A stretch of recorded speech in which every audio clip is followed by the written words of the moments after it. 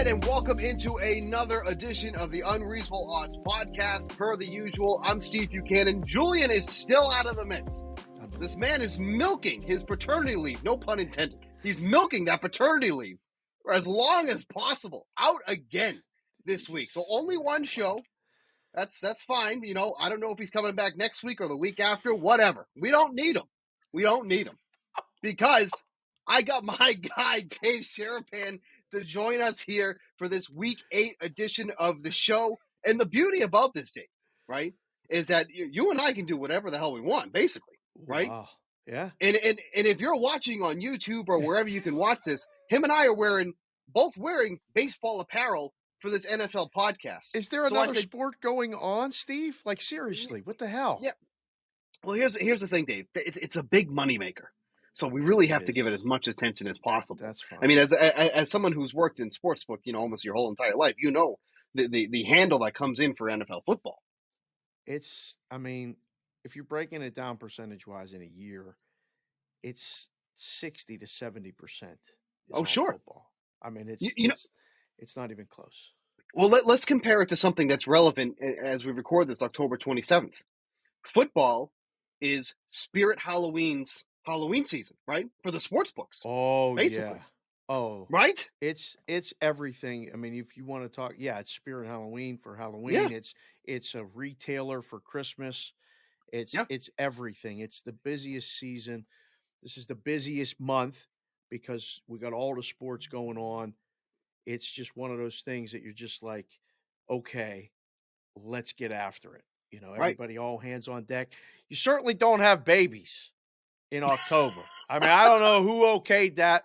I didn't say it, Jules. I didn't say we didn't need you, but we didn't need you today because Buck called me and said, hey, can you step in? I'm here and I'm ready to go.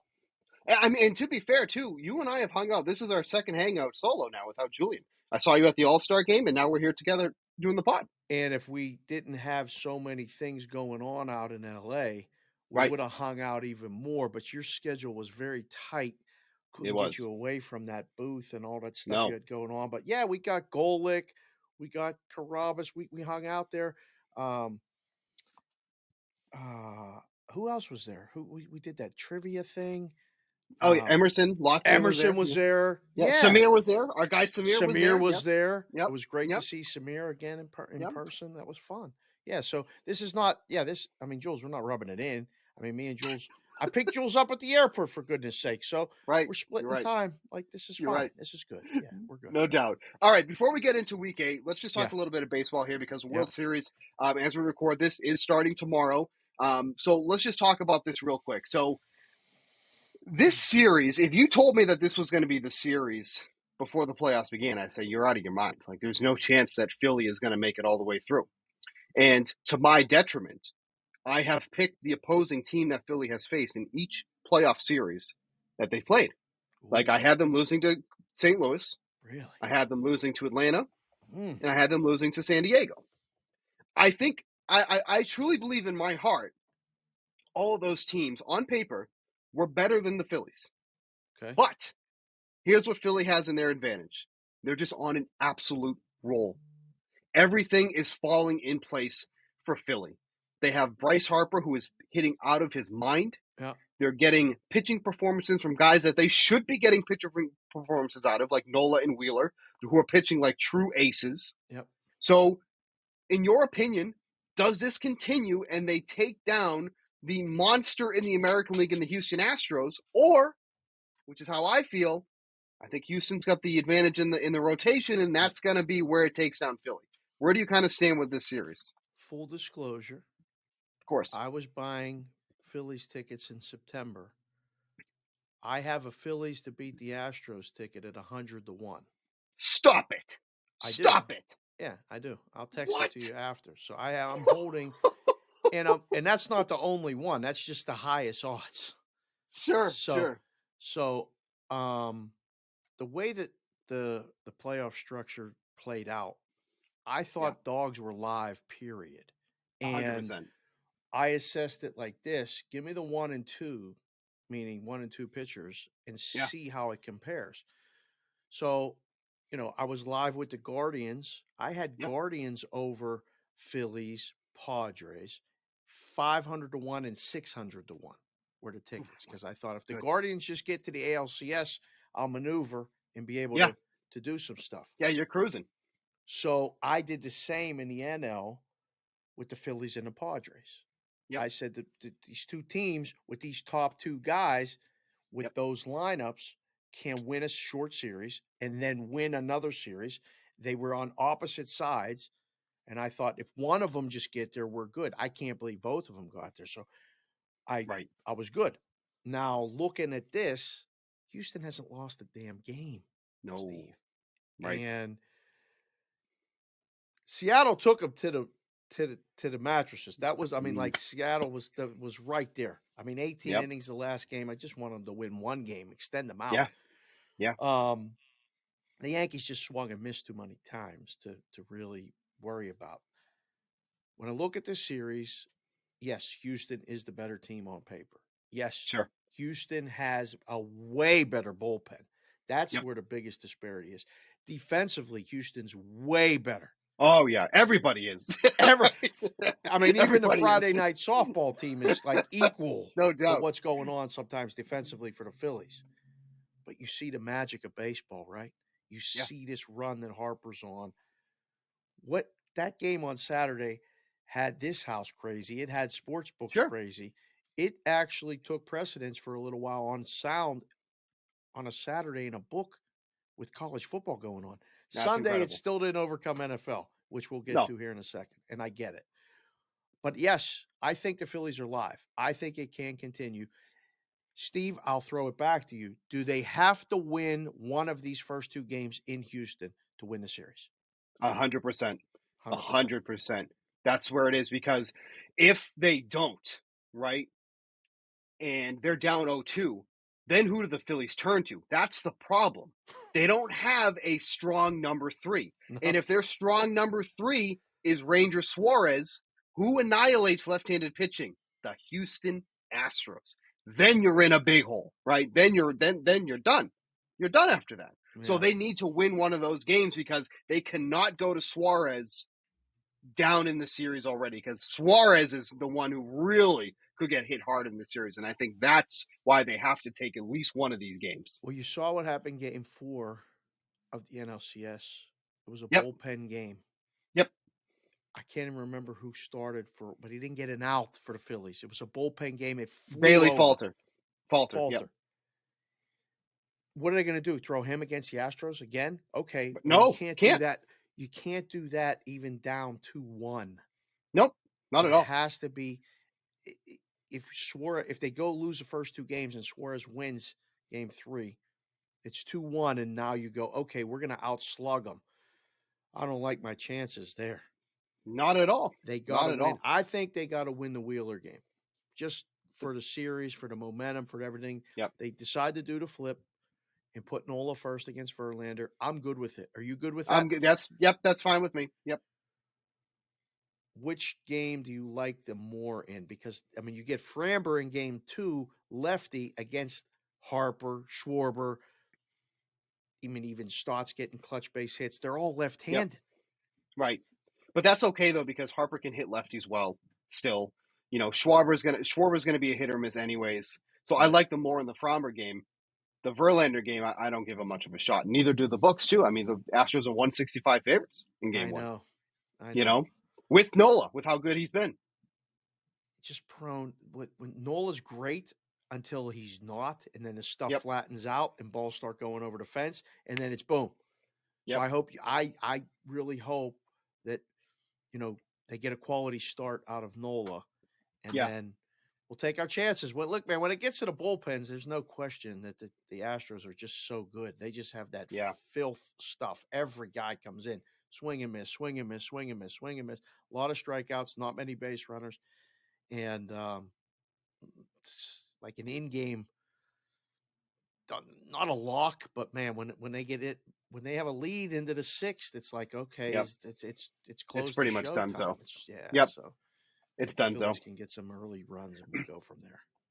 You and I could talk baseball all day. It's very, very apparent all day. Let's talk about Week 8 a little bit here. Mm-hmm. So real quick on just kind of your opinion here. Underdogs have just been absolutely crushing it, not just overall in the season, but just it's particularly in the last couple of weeks.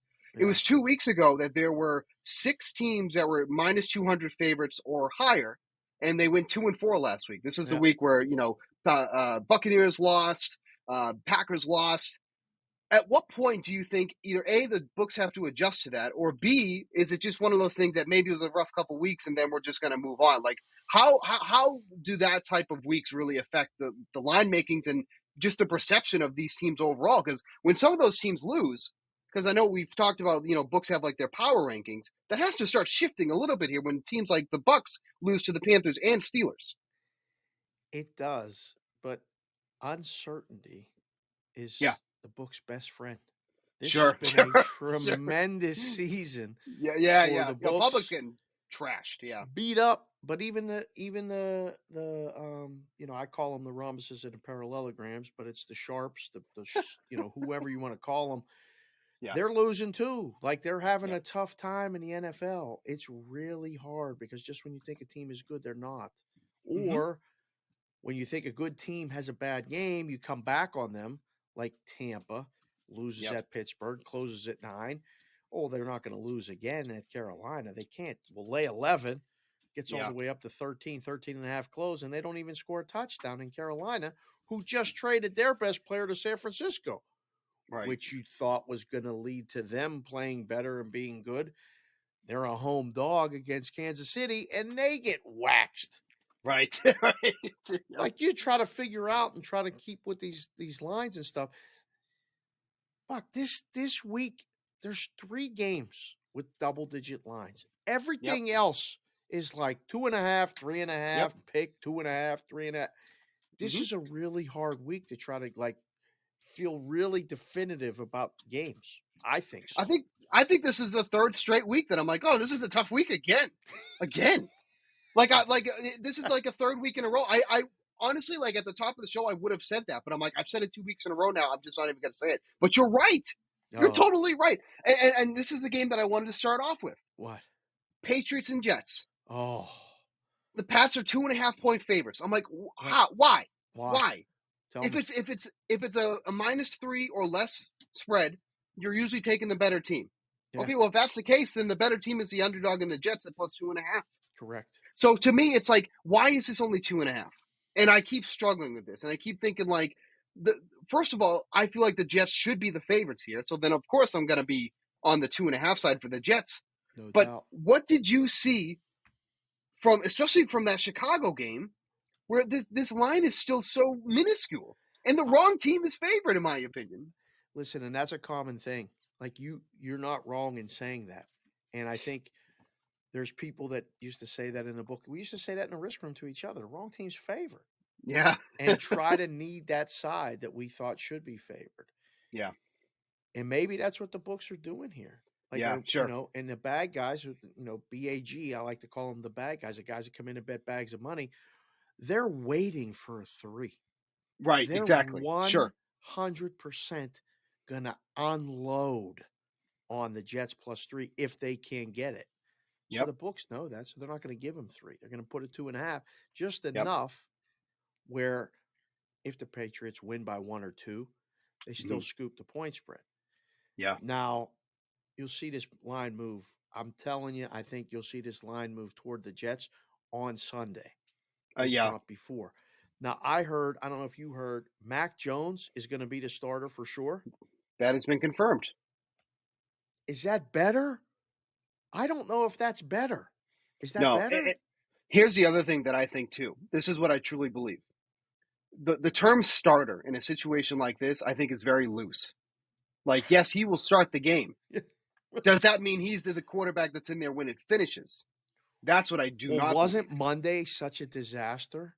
Right. With the changing and the changing. Like, he is going to be the quarterback even if he's having a bad game, isn't he? Yep. I don't know anymore. I truly don't know anymore. I don't know either. That's the problem. So I do believe that when this game kicks off, Mac Jones will be the first quarterback under center. I cannot say with certainty that when that game hits 000 in the fourth quarter, that he was the one that ended that game too. That's kind of where I'm at. That's really kind of where I'm at. How low is this total? Is this low Uh, enough? 40.5. Is it low enough? I I don't think think it's it's an low enough. under. I think it is an under too, because the Jets are so. I will say the Jets are so good defensively. Oh, Like in their secondary, they're phenomenal. They've just been such a much better. I mean, I have Jets under 6 wins.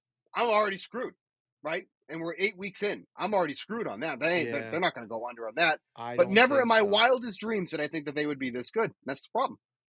Not a lot of people did. I got to meet some people in a sports book here in town who the Las Vegas Jets fans club. They get together every week. I can't believe I Yeah, posted on my Twitter. You can't even imagine. These people get together and they're building because they're yeah, good. This guy was so excited. Animal was his name. He said, "Come by and hang out." I'm going by on Sunday to sit and watch the game for a little while with these people. They yeah. believe the Jets are going to win. I think that's the side. I think the total's the best play in the game. Under. Sure, I'm with you. First team to 20 wins, and neither team may get to 20. Yep, This may be a 17-14 ugly game, yep. but I think it's an under game for sure. Yeah, I like the 2.5 for the Jets. I think if you can get that now, I would take it. And I'm taking the under 40.5. Yeah. I don't love a lot of games in this 1 o'clock window, but I Mm. do like one of the double-digit favorites in the Eagles going up against the Steelers. Do you I really? do. Yeah, I do like them even at this number. Off the I think bye they're and that. everything? I think they're that good. I really truly think that they're that good. Like everything is clicking. They just made that trade for Quinn from the Bears. Right. Everything is just clicking for that team. And if there was a team that I was confident could cover a double-digit spread, Philly is probably that team for me. I really in my heart believe that. I'm caught up in the Phillies run, and I mean, I am. I'm wearing the Philly stuff all over the place. Yeah, sure. You know, Samir, producer, yelled at me right away because I'm wearing the Philly stuff, and I like the Philly green, the old school Yeah. Kelly green from the Eagles, but they're playing the Steelers, who I think they could have won that game at Miami last week. Like they were right there. Maybe, yeah, they were there. And that was over a touchdown. So now what do? You got to. There's definitely a Philly tax right now on the Eagles. Yep. And they're coming off a bye, which has value. I don't know what it is. It's hard to quantify. But this line, anything less than 10, is an automatic play on the favorite. Yeah. So you put it over 10 and see what they do with it. Well, the total's only 43.5 or 43. Right. So it becomes a math problem. There's not a lot of scores that the favorite covers and a game can go over. Right. So it correlates. They call that the dog and the under, favorite and over kind of parlay. I said it on my show, Cash Considerations. I'll say it again here. I think the Steelers can't cover the spread. Wow, okay. Will the Eagles lose the game? Man, this would be a tough spot for them to lay an egg and lose the game. Their first loss, no less. Right. Undefeated. They're going to lose to the Steelers at home on a Sunday. Right. That seems ridiculous. Of course. Right? Of course. But I think this could be – I mean, you're right, though. They are that good. Yeah. They could blow the Steelers out. I think they got to get 31 points, and 31-14 gets you home, gets you there. Yep. So, of course. Of course. Yeah. So that was a spot that I did like too as well. Was there anything in particular in the 1 o'clock window that you liked? Because there's more that I like in the afternoon game. So if you don't have too much in the early window, then we can go right to the afternoon. Well, but you let me know. I think the London game is before the 10 o'clock window. Yes. Okay. But how can you make a case at all for Denver? No. I can't believe I'm saying this, but if Jacksonville's not like on the early card, I don't know a better spot. Like the game in London, you got this guy talking about doing stretching on the plane. I don't know what Russell Wilson is doing. And I don't think him coming – nobody does. And I don't think him coming back is a plus. No, it's not. It's not. So I like Jacksonville under a touchdown. Or, under a field goal. It's it 2.5 current right now? It is, yep. Yeah. In another low scoring. I don't know. I mean, this game starts at 6:30 Pacific. Okay, Oh. it messes up your whole Sunday when you have one of these games. In the book, The, you're the, just tired. It's a mess. honestly, I have a rule. I do not bet London games. You know why?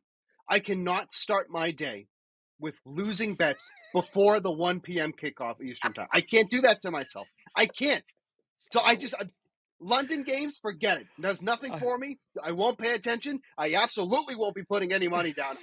I can't lose before I'm done with my cereal. I can't do that. Not on a Sunday. Nope. Not on the Lord's Day. Can't do it.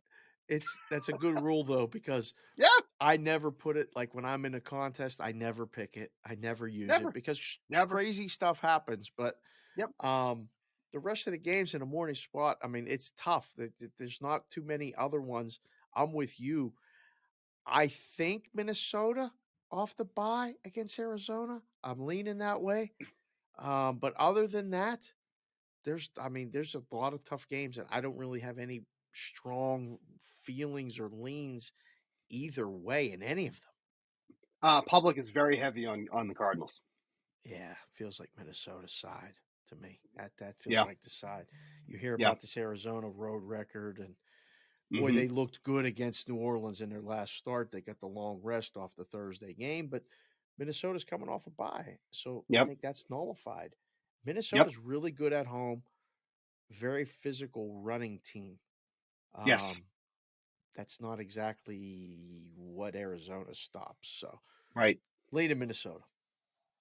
All right, we're going to go to the afternoon games because this is where I think some of the better plays are here. I got to start off here with the Titans and Texans. Okay. And again, this is one of those games where I'm like, how is the spread only what it is? Titans are only 2.5-point favorites. Why? This one's tricky. I don't understand this one. What do you like Tennessee? I'm absolutely smashing Tennessee here. I know. So what are we missing? Because I feel like exactly. I would be standing up in the room going, put it at 3.5 and let them bet Houston. Because here's the thing. It's like, what can't they do? They can't stop the run at all. Now they're facing one of the most prolific running backs in the league against a team who loves to run the ball. Right. Like, put it this way.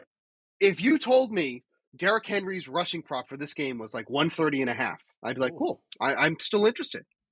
Like, I would not be shocked if this is one of those games where Derrick Henry went off for 200 rushing yards because Houston has been that bad against the run. Like, opposing backs are averaging over 5 yards a carry against this run defense. Wow. Brutal. Absolutely brutal. And this is before they even face Henry, right? Yeah, so they haven't. This is the first divisional matchup between these two, right? Yep. So I am just like, I don't see it. Like, you can come back and say to me that the Titans secondary has struggled, because that is absolutely true.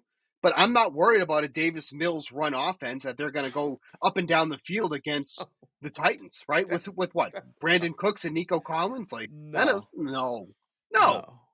So, like, this is one of those things that if I take Tennessee 2.5, right, or 2, whatever it ends up in, and they beat me, the Texans win, they cover, whatever, I'm okay with it because I know, at least matchup-wise, I'm on the right side. Right. If this is just one of those bad beats, I can live with that. But, like, you would never be able to talk me into a Houston side on this with how bad they are against the run. So, like, this is probably my favorite play on the board is Tennessee 2.5. Okay. Yeah. Yep, that's where I'm at. I get nervous about these ones because they do look so easy. And I used to ask people that in the book all the time. I'm like, because they like, hey, what do you like? Or what do you, and I would say, will you feel better about holding a Tennessee ticket and Houston winning the game, or holding a Houston ticket and Tennessee winning and covering? Which one will make you feel better if it happens? And most of the time, the answer is I'd rather bet Tennessee and lose than bet Houston and lose, because I feel like it should be Tennessee, and you almost overthink it. So I'm with you. I don't want anything to do with the Houston side. I'm surprised you said that was your best play. Like, what is the other games that you like here at the late session? I like Giants +3 against the Seahawks. This is such an interesting game, is it not? Because the Seahawks are playing above their expectations, not even close. Both teams. But the Giants are one game back in a division and have only lost one game all season. Yep. This is impossible that this is the only game of the week where both teams have a winning record. Yep. Yeah. Isn't that amazing? Unbelievable. I did an ESPN. I did a spot for ESPN today, and that was one of the little tidbits that I gave out. This is the only game this week against two teams with winning records. That's unbelievable. It's unbelievable, and it's the Giants in Seattle. Yep. So you go like, all right, what's going on here? Listen, people have been betting against the Giants. They've been burning people's bankroll all season. Everybody in the space and, again, the shapes, all the shapes and sizes. It's the rhombuses and the parallelograms is what the words I like to use because they're fun to say and hard to spell. And nobody gets offended when you say it. But they were all on Jacksonville. And the Giants went and won for the people, for the public, for everybody. What do you do with this game? I think you do what you did. You take the Giants, take them +3. Feels like a field goal game. I think you could lose. The Giants could lose and push. But I think they're live to win a game. I would only take the Giants in the side. I have no idea what the total, Steve. I have no idea what to do with this total. None. I leave it alone. Have to let it go. How about this, though? The Giants have been underdogs 5 times this season. They're 5-0 against the spread, and they're covering by almost 9 points on average. So, I mean, again, I don't know how you make this number any different. You look at this and like as somebody did it as long as I did, it's like, oh, it's Seattle -2.5 or 3, depending on where you want to take the bet. And people look at me like, why? Well, I can't really explain it. You just know it when you see it. You can't make the Giants favored because you're going to get a deluge of Seattle money. If you put it anywhere over 3.01, let alone 3.5, you're going to get nothing but New York Giants money. Yep. So that's the number. And then the other. What about the Colts game? One sec, real quick too, just on that note. Yep. The real X factor in this game too is if Metcalf plays or not, because that is still in question. Yeah. Because that's the other thing too. If Metcalf is out, then then the line has to move. It wouldn't. I can't imagine he's going to play though, isn't he? I mean, it's still uncertain. He did not practice on Wednesday. I have not seen the practice report for Thursday as of yet. Yeah. And this game's in Seattle, so they're on your time, so they're probably just getting there now. Right. He has to. I mean, I think he has to play. Yeah. They're in it. They're winning the division. It's amazing. It's amazing. But yeah, as you mentioned, Commanders, Colts. Line didn't change much after Ryan was out. I can't imagine he's worth. I mean, what would you even rate? What is Matt Ryan even worth to the spread at this point? Point? It's people bet it in the Colts' favor. Yeah. They did. And I don't blame them. Yeah. I'm looking at this going, who's the best unit on the field? Is it the Indy offense or the Washington offense? Is it the Indy defense or the Washington defense? Who's the best unit on the field, in your opinion? I can't say. I don't know what we're gonna get out of Ellinger, right? So it can't be Indy's offense. So here's what I do. Take both quarterbacks out of the mix because you got the backup in Washington. Right. You got Ellinger going with Indy. Don't know what you're going to get out of him. Yeah. So now what's left? Who's better? Well, the Colts. I would give it to the Colts with Taylor, Pittman, Alec Pierce. Okay. Yeah, I'll give it to the Colts. But both guys who are giving them the ball, I don't know. I have nothing for that. I see this, and it screams to me Washington. It screams to me Washington. I think the numbers and the ratings and stuff on the Colts have been bad all season. I think the lines have been bad all season. I don't think they're a good football team. I thought they were a good football team, but I've been saying in Atlanta, Matt Ryan was done. And him going to Indy wasn't really going to make them better. I thought it was making them worse. Yep. So I see this number, and I'm like, I will grab 3, no question. I think Washington can win the game. Could be dead wrong, but when I see that number, that's where that screams to me. No, that's fair. I think I'm going to stay away from this one it changed. Like if it gets to 3.5, then maybe I'll start thinking about getting in on that. But Right. it's tough because there's too many variables for me to really feel Oh, confident in either side. so hard. On So either hard. side. Yeah. All right, let's wrap it up here with this Yep. one here. Packers Bills. What the Aaron hell do Rodgers, we a do double with this number? the Packers. Aaron Oh, Rodgers specifically, a double-digit underdog, first time in his career. I think the Bills trounce him. I really do. see, and as the book guy, every single person that comes in and bets this game, every single parlay, every single thing will roll into Bills. So Yep. I'm conditioned to go, isn't this the game the Packers cover for no other reason that there's no way in hell that they should? Yep. Like this game, so the public really hasn't had that banner week where the No. games have gone that way. And then it rolls into a Sunday night game. And like, we'd be sitting there. We need a game for, 7-figure decision. Yeah. And you need the dog in a game like this. And in the first quarter, you're done. Yeah. And like, I used to be off in the risk room on Mondays and Tuesdays, mercifully, thank goodness, because the Monday meetings were terrible. Sure. You didn't want to be there. So, yeah. The books are going to need, this will be one of the biggest needs for the teasers, for the money line parlays, for everything. The props, you're going to bet all the Bills props over. Yeah. Josh Allen over. The wide receivers over. Dawson Knox over. You're going to have a lot of over bets. And that's why I would sit and lean and go, Packers will probably lose by 10. Right? Yep. It'll just get in under the number just to aggravate everybody before Halloween. Yep. Oh, I'm with you. I'm not betting this game because I'm very leery about taking double-digit spreads, even though I was just talking about the Eagles, but I do feel that strongly about the Eagles, so I'm okay with that. I feel strong about the Bills? Yes. But against Rodgers, that's a different thing. Like Hurts versus Pickett, fine. Right. Allen versus Rodgers, well, different. there's something there. That's different. It's different. And I think you have to consider that into the handicap where you can't just bury Rodgers. Like you could bury the Steelers in that game. You could bury the Bears, I think, in the Dallas game. Like Dallas should win that game handily, I would think, the double digits. But this one has that screaming at you like, I don't I'm not ready to do it. I don't really want to lay it. I don't want to take it either.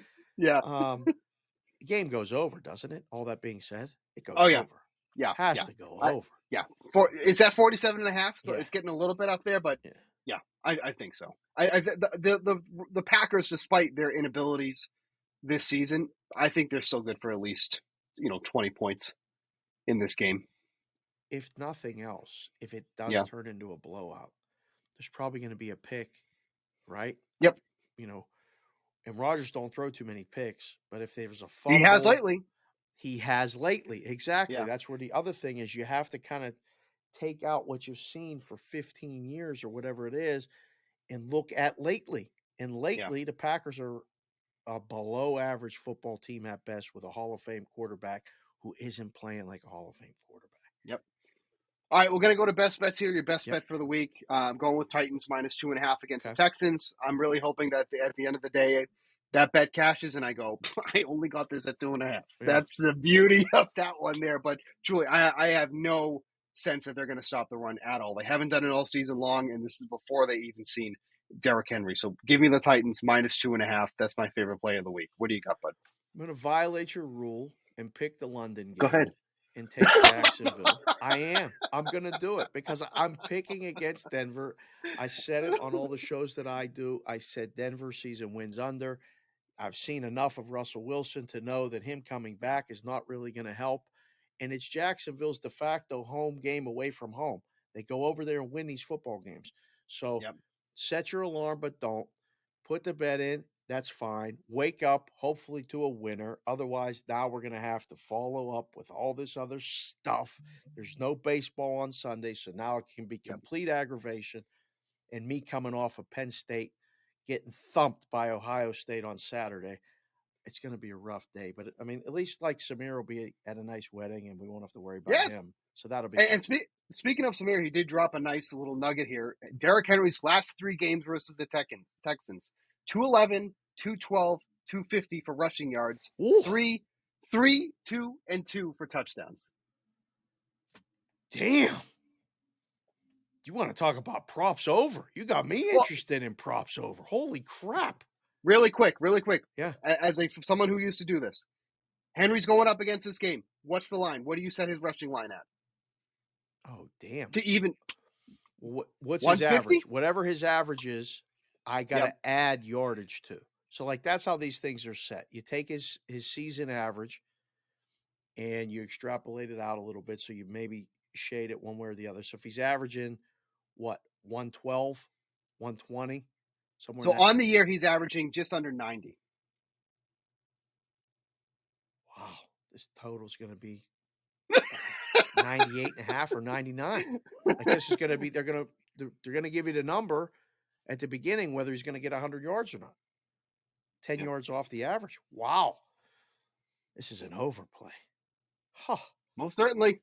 You got to tell the boys in the risk room up there to make sure you pad that number up. I mean, right. Steve and Samir just give you the number. It better be pumped up. Right. Touchdown number over, because it's going to be 1.5 with juice under. Think he can get 2? Hello. Him to score a touchdown will be minus money, but not that much. Wow.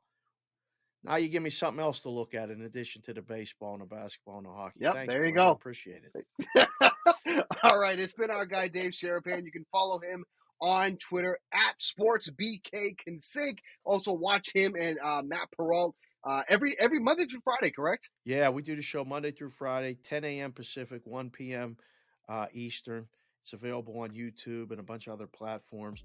And, I'll be on MLB Network. Yeah, you do the morning shift. I do usually the afternoon shift. They get me out west, but that's always fun. And then every night, Sports Grid, Sirius XM 159 on TV. Talking about these sports, man. It's a busy time of year. Thanks for having me on the show.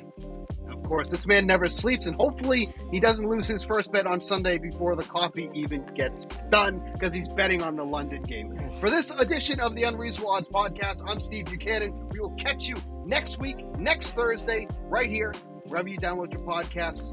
Talk to you then. Odds and lines are subject to change. If you or someone you know has a gambling problem, call 1-800-GAMBLER.